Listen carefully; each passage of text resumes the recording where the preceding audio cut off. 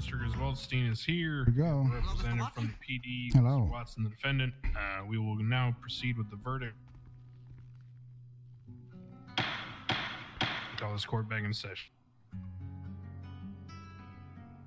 Okay, so roughly where I was at, there is not a ton of physical evidence in terms of tying Mr. Watson specifically to the BOBCAT scene. We are relying on testimony from multiple officers who testified both through a written statement and testimony in court that they observed an individual who they believed to be Mr. Watson. Now that they arrested him on the scene at the Marina alleyway, they believe to be the same individual getting into the black Asbo, and they believe he was one of the people who got out, and per Carter's testimony, was one that was slow to get up after getting out and was tased and handcuffed. The others fleeing both in a helicopter, and police tried to give pursuit per Mueller's testimony statement in the report, but could not. So the question is, there has been what is basically an affirmative sort of statement offered by Mr. Watson on his own behalf, as well as Mr. Langbuda, claiming that Mr. Watson was meeting a business associate at the Marina area where he has said he frequents for these meetings. He claimed, as I stated, that he was in the alleyway smoking a cigarette due to his public image being at risk. There is some minor discrepancies in my mind about, Mr. Buddha testifying something about I called Mr. Watson not mentioning that. But to be honest with you, that's the kind of thing that is inconsequential because it's generally testimony is muddled and it is not precise. When it is extremely precise and extremely detailed, it actually is a little more questionable in some cases because human recall is not that good. And most people either misremember things or are not perfect, which, going back to the officer's testimony, is why I am not convinced that the question of whether or not they could properly identify which mask they allege the individual is wearing controls the outcome of this case.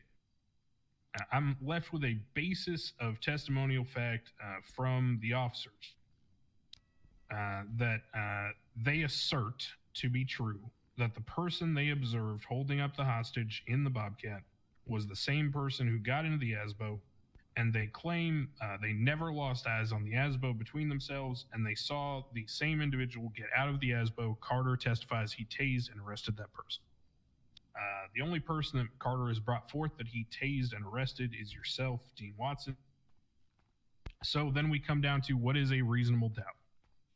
Do I believe that it is possible, whatever, small amount that may be, that your story, along with, despite the discrepancies in Mr. Buddha's story, even if I take him at his best interpretation, meaning I take everything he said to be very clear and I don't put any kind of interpretation into it, meaning he had some objections I was issuing the ruling about, claiming that he didn't say cops and instead he said the motherfuckers, and I may have his claim is that I assumed what he meant when in fact he's claiming he meant something else.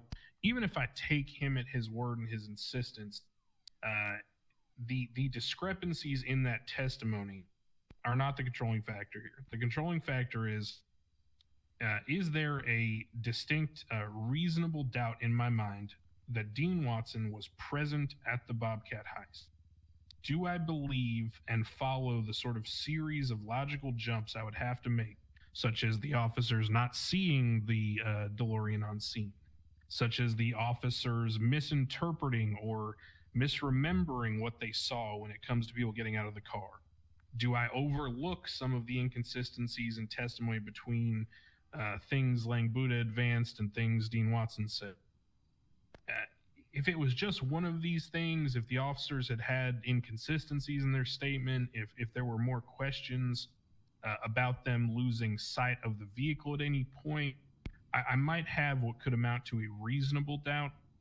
In this case, I think what I have is a suggestion that somehow I should take these multiple leaps to come to what would amount to an unreasonable doubt, a infinitesimally small chance that this extremely unlikely series of events and testimonies could occur.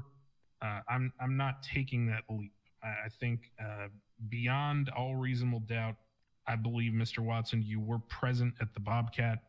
I don't necessarily believe that you even needed to shoot a gun, as your attorney pointed out. I don't believe that you even could have done thermite. Just you being present and holding a gun at a hostage and acting in concert with the other individuals is enough to find you guilty of the accomplice to first-degree robbery. Excuse me, Your Honor, you're saying that just because this officer said they saw me, that I am therefore guilty. That's what you're saying? They have zero evidence, and you think that I've never been implicated in any kind of robbery before. I have nothing on my record, and you're saying that because I wouldn't. It's like a 0% chance? No, what I'm saying is that there is not a reasonable doubt in my mind that you were involved. Huh? I would have to assume, sir, as I stated in what I was getting to, that I would have to assume that not only did these officers completely, let's say, either misinterpret or just observe something incorrectly, or the alternate is that they're just lying. So the options here are the officers just completely lying and full of shit? There was nothing advanced in testimony, in cross or anything, suggesting that they ever lost eyes on the vehicle. There was no questioning of that fact. In fact, your attorney left that point out there. Yeah, but excuse me, Judge. Let's be clear about that testimony. They said someone with a pig mask or a pink in color mask got into the vehicle. That is what they said. What they said is, and I have it verbatim in my notes, is I reviewed it. They stated that there were several individuals with masks inside. They stated there were 6 people, 1 hostage. They stated that in terms of the people with masks inside, they could not be certain. In fact, Spartan said, I can't be certain what kind of mask he was wearing. Okay. I think it might have had some pink in it. Well, he shouldn't have offered the pink part then. Then he was later asked, what other masks did you see? What mask did you see in general inside the Bobcat on the suspect? And he listed 2 or 3, including a pig mask and another one, or he said it could have been some kind of animal. He wasn't sure. But as I said, the whole mask thing doesn't control. His testimony is that he wasn't sure what mask it was. His testimony is that he observed someone with the exact same clothing you're wearing, and he couldn't remember the mask for certain, get into the ASBO. Okay. He then stated that Carter and Mueller both stated that they saw you get out of the car. So in terms of the chain of events from the Bobcat to the point where they allege they saw you get out of the car, I am literally left with a binary question of, are they telling the truth about seeing you get out of the car, or are you telling the truth about standing in the alley smoking a cigarette and getting hit by the car?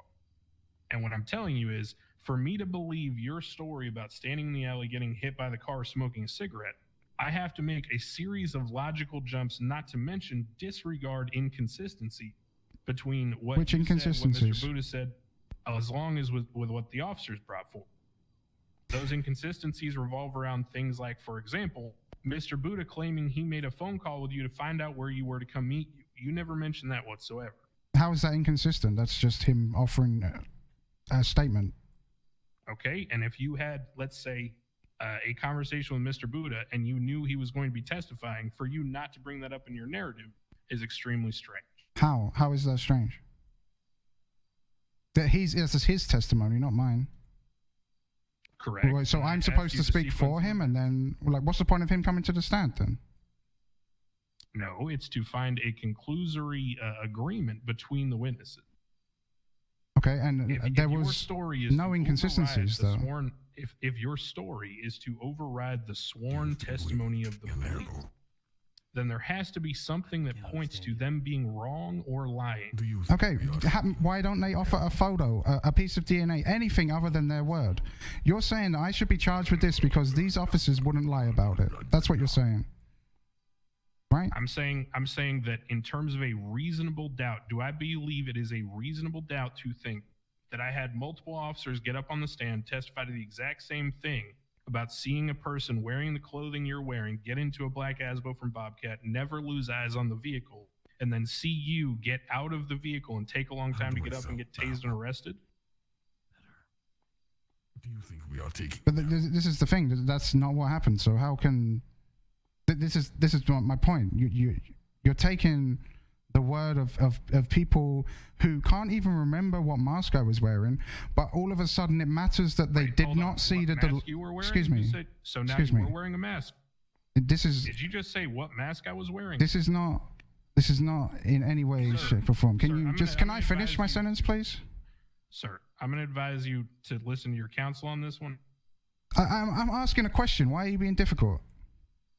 Yeah, Your Honor, in fairness, he's referring to how they illustrated the narrative. Yeah, I mean, really, does that need to be explained? Like, what's going on here? You're saying the mask is irrelevant because maybe they didn't remember it, but you're saying but they don't remember the DeLorean being on scene. So why does that matter now? No. They admitted, sir. What I said is they admitted to not remembering exactly what mask they saw the person wearing. Right. There was no mention of even any DeLorean, any person. You said it. You literally said. You said the words that these guys, the police, did not see the DeLorean on scene, and you took that in fucking in their testimony. Like, are you? I'm saying. I'm so confused. Testimony, sir. They did not even mention Buddha, the DeLorean, nothing. So I'm left with two completely conflicting scenarios. One is Buddha was actually on scene. He actually was coming to meet you. You were actually smoking a cigarette. The car actually hit you. Then there's the disagreement about whether the car kept on driving or it rolled a couple feet, and what Buddha said, which he said after he said it stopped and everyone got out. He didn't explain which person got back in the car and started driving it, which is confusing. What is going on here? If I may for a second, what the hell? The point of contention here is that they're able to track this alleged suspect up to the point of knowing who exactly hopped out of what door, but then not to recall any mask whatsoever. Right, okay. So this is honestly ridiculous. I'm not having a debate. It is not ridiculous, sir. It is. Sorry, it literally is. And no, sir. Your explanation is as worthless as these guys identifying the mask. Well, sir, I thank you for your input. You were found guilty on all counts. Thank you very much. Jesus. I gotta find you, Mr. Watson. Yeah, whatever. I'll be time served. Did you realize that this guy just said that even if there was a small chance that your story is true, you're still going to prison? Like, what kind of fucked up system is that? Reasonable doubt means, sir. Welcome to America. That is literally the dumbest thing I've ever seen. They cannot. They provided nothing to prove that I was there, and they're still getting a charge. It's absolutely ridiculous, crazy. This system is fucking. Oh my god. This is the dumb shit. You've been billed. That's time served. You better have a good ass day. Yeah, go fuck yourself. What happened with Jaeger? All right. It's kind of fucked up that they can just take officer testimony and get a charge, though. I'm not gonna lie. Doesn't really make much sense. Take care, Mr. Watson. I appreciate you trying and working with me. Anytime. I need to go get my stuff. Yeah, it's over. Yeah. Oh, what happened? I didn't like it initially. Cops lying again, and I get charges for it. Seems to be like the recurring theme.